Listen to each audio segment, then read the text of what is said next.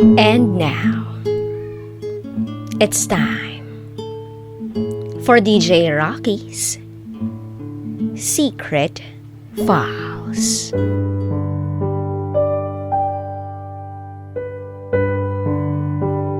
Ikakasal na ako. Pero iniisip ko pa rin ang ex ko. Itago niyo na lang ako sa pangalang Shane. And this is my secret file. 2 years ago, yung una at pinakamatagal kong boyfriend left me through a text message. Hindi ko alam kung anong dahilan, bakit. Bigla na lang wala na.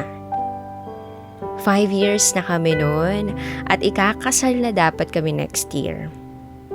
After that, I tried to reach him. Tawag, text, FB Messenger, Twitter, Instagram, and so on. Failed ako. Lahat blocked. Hindi niya pinapatulan yung mga unknown number at hindi niya rin pinapansin yung mga dummy account. Sobrang desperada ko to know the reason why he left me. Kasi clueless ako sa nangyayari that time. Ini-stalk ko gamit ibang FB account and IG account pero andun pa naman lahat ng pictures namin together sa account niya. Kaya nagtataka talaga ako bakit hindi deleted. Bakit hindi naka-hide? Bakit andun? Yes, blocked ako. Pero yung post niya with me, andun lahat. Up to the latest. Kaya nakakapagtaka. I tried to visit him sa office niya pero ayaw akong papasukin ng guard kasi bilin niya raw. Hanggang sa sumuko na ako kakahanap ng sagot kasi naisip ko, hindi naman magbabago ang desisyon niya kahit malaman ko pa ang rason kung bakit. I let my wounds heal sa pamamagitan ng pagta-travel. Kung saan ako ayain ng mga kaibigan ko, gora lang ako. Yung budget, syempre kinuha ko sa savings namin. Noong una, hinihintay kong hingin niya sa akin yung kalahati. Kaya lang wala eh. Kaya inubos ko para kung sakaling hanapin niya, wala na. Sorry, ang selfish ko sa part na yon. But I needed that money to survive from that heartbreak. Pasensyahan kami. I have my own savings, kaya okay lang. Wala na rin paggagamitin yun. Kasi para sa kasal namin dapat yun eh.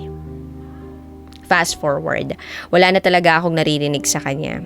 Sinasabi na lang ng mga common friend namin na wala pa ring bago pero wala na yata akong pakialam that time kasi tumigil na ako sa pag-stalk sa kanya sa social media accounts niya. Puro travel din daw siya kaya ang sabi ko na lang, good for him. Asensado, etc. Siguro masaya na siya, kaya masaya na rin ako. Alam kong sa sarili ko na may part na mahal ko pa siya. Pero hindi na yun sapat para habulin at balikan ko pa siya kung sakaling hilingin pa niya. Tanggap ko nang hindi kami para sa isa't isa. Utang ko sa kanya kung ano ako ngayon. He was my totga. The one that got away. Iniwan sa ere. Pero tanggap ko nang hindi na siya babalik. Kasi kung babalik siya, dapat noon pa. Dapat noon pa niya iniisip na hindi niya kayang wala ako sa buhay niya. Sinaktan niya ako at ayoko nang saktan niya uli ako. May tatanggap din sa nakaraan ko. Yun ang nakatatak sa isip ko. May isang taong mamahalin ako ng higit pa sa pagmamahal ko. Ibibigay din ng Diyos ang nararapat para sa akin kaya dapat ayusin ko ang sarili ko. At ayun, ibinigay sa akin ni God. Ibinigay niya sa akin ng regalong, yun, kung kailan mahal ko ang sarili ko. Fast forward, last year, na-meet ko ang fiancé ko. Mabilis ang pangyayari. Nakilala ko siya through my friend. And all I can say is that he's so responsible, mabait, matalino, at mapagpasensya. He was the man of my prayers. Sa 8 months naming magkarelasyon bago ako nabuntis, ay nakilala ko na agad siya dahil sobrang open niya sa akin. Hindi niya ako pinaranas ng mga naranasan kong sakit dati. maalaga, mapagmahal at sobrang mapagpasensya. Ngayon ko lang naranasan na maging prinsesa. I never felt alone and bored kapag kasama ko siya. I never felt insecure and unwanted. I never felt discomfort. Sobrang bait niyang tao. Siguro masasabi kong sinuwerte ako sa taong pakakasalan ko. Kasi sa kabila ng hirap at sakit na dinanas ko sa ex ko, eto na yun eh. Eto siguro ang reward ko. Masasabi kong mahal ko siya at ayaw ko na siyang mawala. Siya yung taong dapat na ingatan at alagaan. At gagawin ko ang lahat para sa kanya. I got pregnant kaya magpapakasal na kami ng ganun kabilis. Next month na ang kasal namin. At hindi na ako makapaghintay pa para sa araw na yun. Sobrang saya ko kasi alam kong hindi ako sasaktan at pababayaan ng mapapangasawa ko. He is a gift and I will take care of it. Hindi ko siya iiwan at ang magiging anak namin.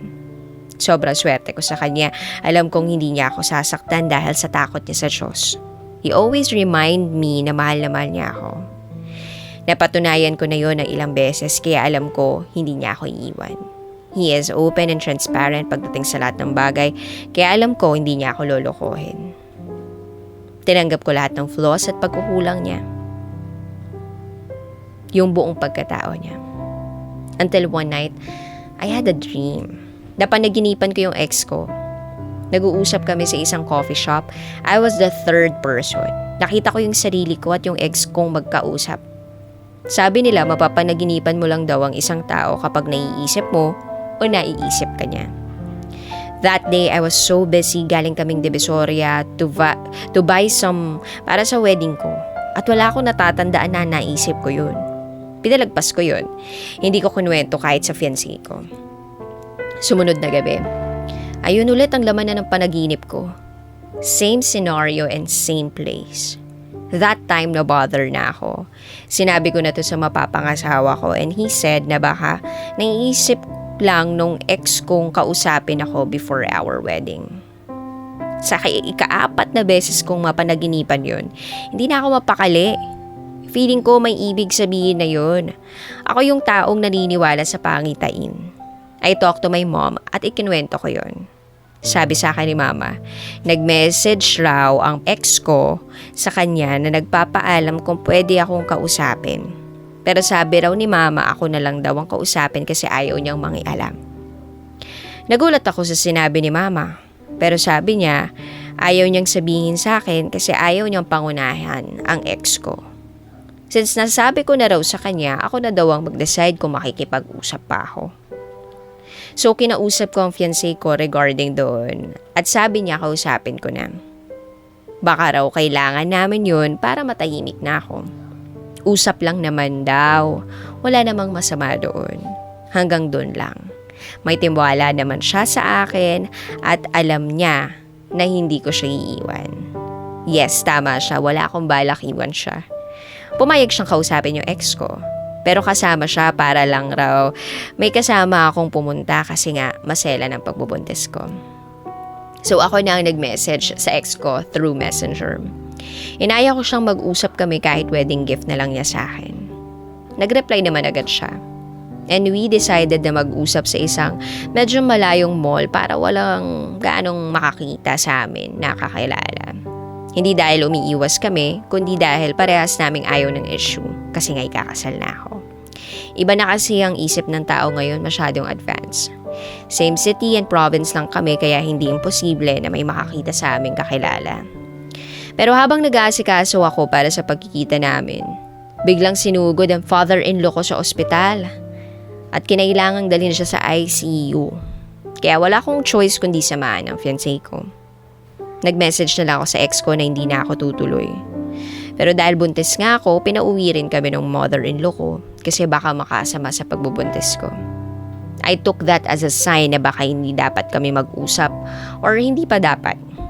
Hindi ko alam pero wala na akong balak na kausapin pa siya after nun. Kaya lang lumipas ang mga araw, naging okay naman ang lahat. Pero sa gabi hindi pa rin ako makatulog na maayos kasi naiisip ko yung ex ko. I know mali, pero feeling ko kailangan naming mag-usap. Kahit man nang bago ako ikasal. para ma-close ko yung lahat sa amin. I still have questions, kaya lang hindi ko alam kung tama pa ba yung gagawin ko. Gusto ko siyang kausapin para sa ikagagaan ng pakiramdam ko. Pero hindi ko alam kung tama. Kasi kakasal na ako. Pero naisip ko yung mga ganitong bagay. Gusto kong maging faithful sa mapapangasawa ko. Kaya ayokong ikakasal na may ganito pa rin ako nararamdaman. My ex is not just an ex. He was the one that got away. And for me, naging malaking parte siya ng nakaraan ko. Kaya parang kailangan ko pa nakausapin siya. Huwag niyo akong husgahan na mahal ko yung fiancé ko. Maging yung anak namin. Ayoko lang ng burden sa dibdib ko or may pagsisiyan ako pag hindi ko nagawa yung makakapagpagaan ng dibdib ko. Alam ng fiancé ko ang lahat nangyayari sa akin. Sa bawat gabing hindi ako makatulog kakaisip ng mga bagay-bagay. Hindi ito nakakatulong sa pagbubuntis ko. Ayaw niya na ma-stress pa ako kaya pumayag siya. Pero may pumupigil naman sa loob kung tama ba. Ano bang dapat kong gawin? Naguguluhan na kasi ako. Tulungan niyo ako, please. I hope matulungan niya ako. And again, this is Shane, and this is my secret file. Always your number one SM radio station. Love Radio. Kabisyo, nakarelate ka ba sa secret file na binasa ko?